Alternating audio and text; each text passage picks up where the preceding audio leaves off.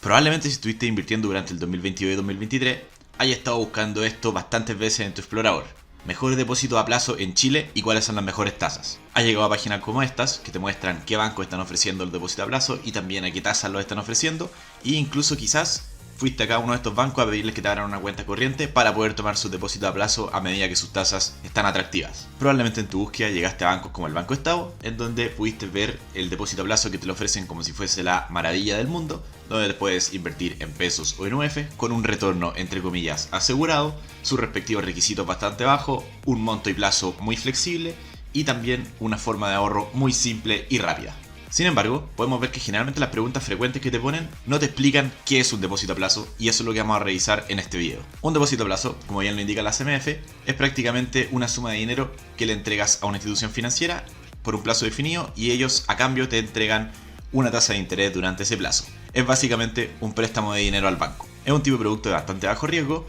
y que generalmente está muy regulado por la Comisión del Mercado Financiero. Los tipos de depósito a plazo que hay depósito a plazo fijo, depósito a plazo renovable y también muy pocas veces depósito a plazos indefinidos. Pero ahora te preguntarás, ok, yo le presto plata al banco, ¿y qué hace el banco efectivamente con mi dinero? El banco generalmente usa este dinero y ellos siguen, te pagan un 10%, probablemente están usando este dinero para prestar, por ejemplo, créditos de consumo o crédito hipotecario a tasas más altas, y con eso ellos finalmente tienen una rentabilidad que es más alta que la tasa que ellos te depositan. Entonces ellos finalmente se ganan ese diferencial de tasas y esa es su utilidad en este negocio. Como podemos ver, todo eso es maravilloso en papel, pero lo que alguien pocas veces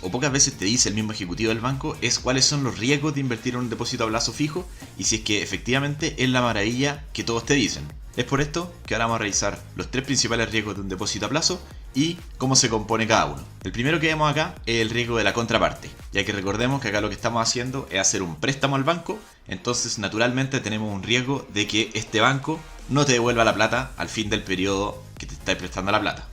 Esto, si bien puedes pensar que es muy poco posible, solamente te pido que recuerdes a principios de este año cuando Silicon Valley Bank, el banco número 16 más grande de Estados Unidos, quebró y no pudo entregarle la plata de vuelta a todos sus clientes.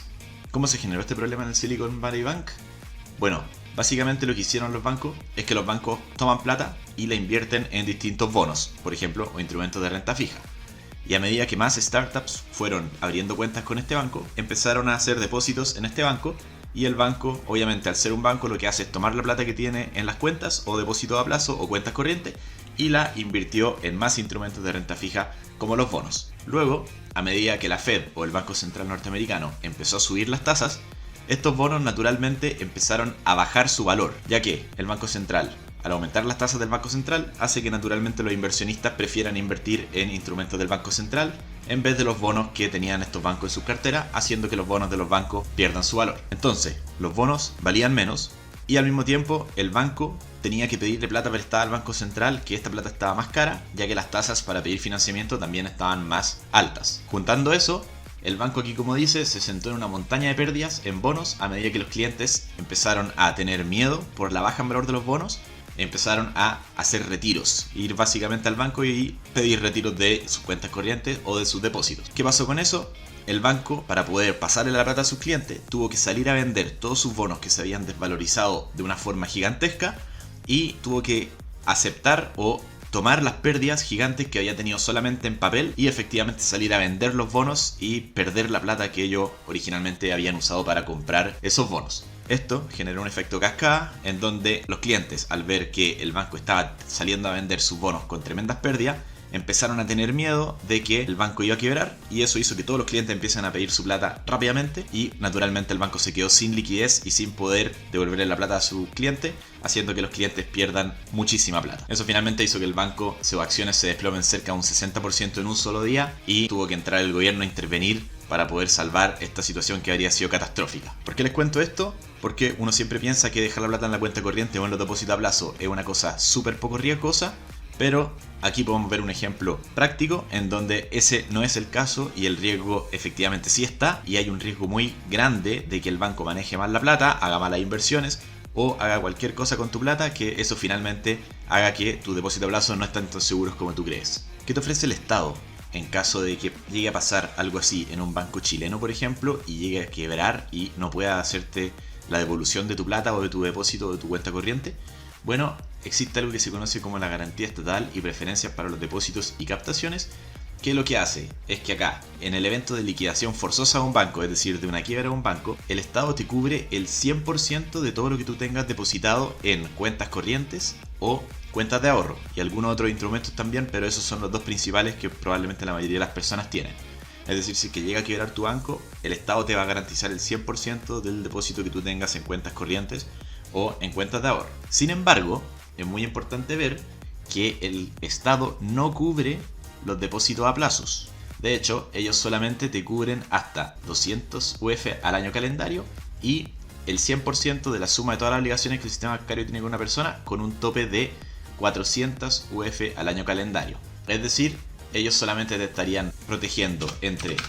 7.200.000 pesos aproximadamente y 14 millones aproximadamente, según sea el caso. Te apuesto que tu ejecutivo del banco nunca te dijo eso al momento de tomar un depósito a plazo, ¿o sí? Yéndonos ya al segundo riesgo, que también es un riesgo probablemente un poco más conocido, pero que también hay que tenerlo muy presente, es el riesgo de liquidez, que se define como la posibilidad de no contar con el dinero necesario para efectuar pagos o cancelar obligaciones. Esto significa que si por ejemplo tú tomaste todo tu ahorro y lo metiste en un depósito a plazo de un año, no los vas a poder usar durante un año, ya que no se pueden retirar del banco antes del plazo.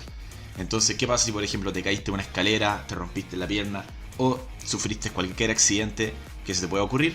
No vas a poder tomar esta plata y estos ahorros para poder hacer los pagos. Y lo mismo que probablemente es un miedo bastante conocido por todas las personas: ¿qué pasa si quedas desempleado? No vas a poder usar esos ahorros hasta que se acabe el plazo y no vaya a poder probablemente seguir viviendo el mismo estilo de vida que estabas viviendo mientras estabas empleado, al momento de estar desempleado y no poder sacar la plata de tus depósitos a plazo. Finalmente, yéndonos al último riesgo, que es un riesgo más financiero, es el riesgo de la inflación. Probablemente si es que tú pensaste en tomar un depósito a plazo en el año 2020, 2021 o incluso antes, los depósitos a plazo te daban muy baja rentabilidad, probablemente entre 0 y 2% al año. Y eso, si es que vemos la tasa de inflación en Chile histórica desde el año 2015 hasta el 2022, vemos que el depósito a plazo en su mejor caso empató a la inflación y en el peor caso perdió por mucho contra la inflación. Es decir, tú incluso si es que mantuviste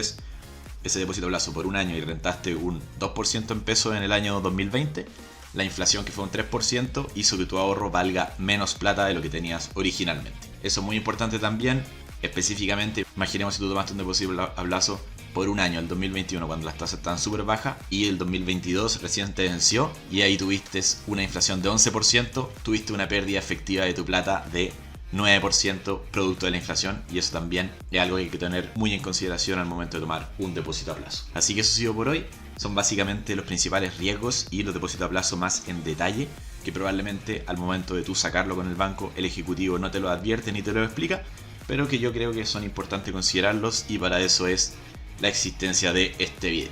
Muchas gracias, saludos.